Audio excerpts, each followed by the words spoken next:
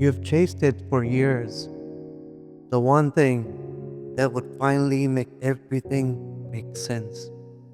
The degree, the job, the applause, the love, the forever relationship, the wedding, the family you thought would fill up every empty space. And now you have arrived, but the room is silent. Joy was supposed to pour in like sunlight through stained glass, but instead you feel a dull ache. What you're feeling right now, that silent ache at the finish line, it actually has a name. Some call it the arrival fallacy. It's a mirage that whispers just beyond this next goal, the next promise, the next embrace, you'll find real joy. But when you finally get there, the horizon moves again, and your heart still aches for something more. You might be wondering, is this it? All praise be to the one who created the heavens and the earth, the shining sun, the radiant moon, the clouds that give shade, the food that nourishes us, and the water that sustains us, the creator of joy and happiness, and the creator of you and I. Welcome to Marefa Podcast by a No One, your weekly spiritual sanctuary where stillness speaks and the ordinary whispers the extraordinary. Episode 10. Today we're tackling a big illusion. It's one that trips up just about everyone sooner or later. It's the lie that fulfillment is waiting for you at the very end of the path. Today's episode, we're calling it the Mirage of Arrival. And by the time we finish, you'll see why reaching the summit can leave us feeling empty, and how the path itself is where real meaning and joy are found. We are trained to chase, aren't we? Trained to run after things, not to slow down and walk, not to savor. From the time we are kids, we are handed ladders and told, climb, there's gold at the top of the mountain. But you know what usually happens? We finally get there, look around, and realize the real treasures were all those small moments along the path, the ones we barely noticed. What does the book say? In chapter 57, verse number 20, اعلموا أنما الحياة الدنيا لعب ولهو وزينة. Know that this worldly life is but play, diversion, and adornment. You see, the verse isn't a condemnation. It's a compass. Beauty is real, but it's brief. We are meant to witness it as we walk, not just grab it at the end. Happiness isn't hiding at some far-off destination. It actually glimmers in the almost, the anticipation, the becoming. Once the race is done, the mystery is gone. The silence after the storm, it's asking, was the joy in the prize, or was it actually in the journey? And how many times have you realized we climbed the wrong mountain? Not because the summit was wrong, but because we missed the holiness of the climb itself. Joy isn't a house you move into. It's a rhythm, a feeling in your footsteps.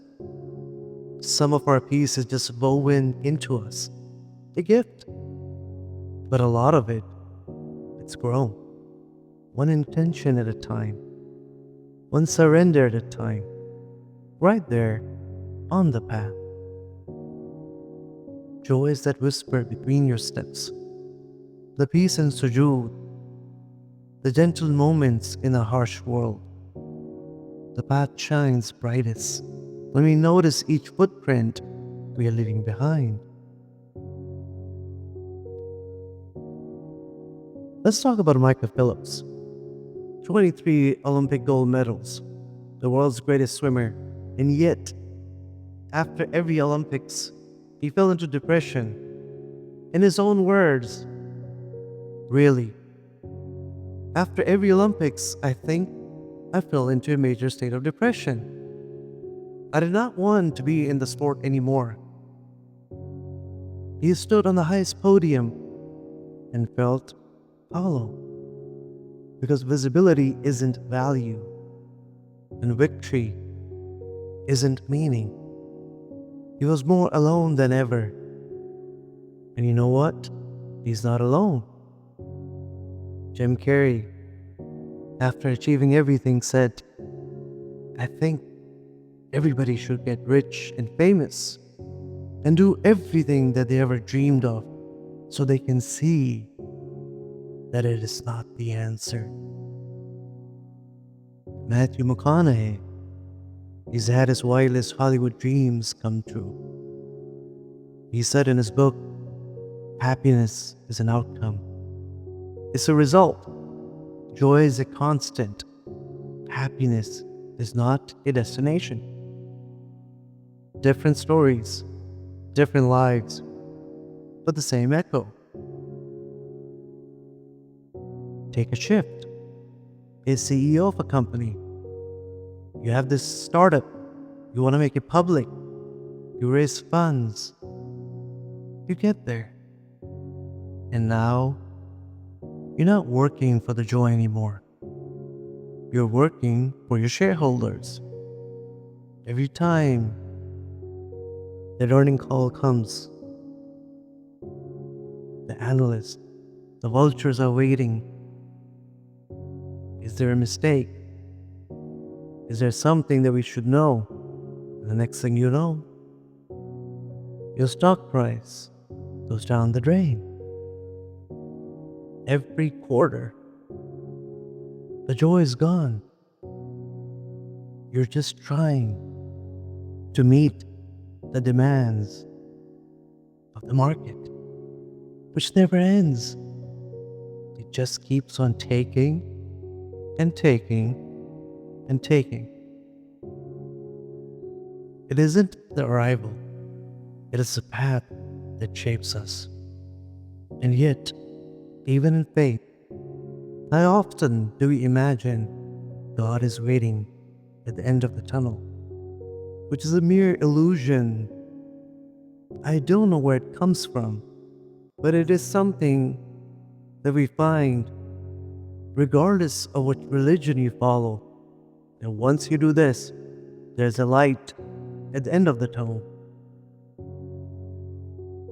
Sorry to burst the bubble, but that is not true. Just a little more striving. I'll finally meet him there. But the book says completely different. Chapter 11, verse number 56. Inna Rabbi ala sirat mustaqim. Indeed, my Lord is on the straight path, not at the finish line, not hiding at the end. God is not a prize for the winners. He's a companion of the path. The divine isn't waiting for you at the end. He's walking beside you right now, step by step, breath by breath. In 1846, he says, Al-mal wal-banoon zinatul hayat ad-dunya. Wealth and children are adornments of this life. وَالْبَاقِيَاتُ الصَّالِحَاتُ خَيْرٌ. But the enduring good deeds are better. Here's the thing. The path isn't sacred because of its endpoint. It's holy because of the footprints we leave along the way. The book reminds us what truly lasts isn't applause at the end. It's the love you plant, the mercy you give, the sincerity you put in every step. It's that quiet prayer when no one else sees. It's a small random act of kindness on an ordinary day. It's forgiveness, whispered in secret. These are the real milestones, enlightened step by step along the path to the divine. The world rushes us to the finish line, but the sacredness is right here in every moment as we journey. The path is where meaning lives. The path is where God walks beside us. What truly lasts is how we walk. What if success isn't a finish line? What if it's just a path you walk with presence? What if your worth isn't about medals or trophies or the green bottom line, but about the care in your footsteps? Maybe you were never meant to arrive. Maybe you were always meant to unfold, to awaken, to walk gently, steadily, home to the one who walks beside you. O knower of hearts, guide our feet on the sacred path. Save us from the mirage of arrival, from chasing shadows, from missing the gifts in every step. Teach us the calm of steady becoming, the sweetness of your presence along the way. Let our journey be our worship. Let every footprint bring us closer to home. Thank you for tuning in this week to Mārefa Podcast from a diary of an one. If something here touched your heart, share it. And remember, you weren't made to arrive. You were made for the path. Until next time, stay humble, stay aware, and remember, without Him, we are nothing.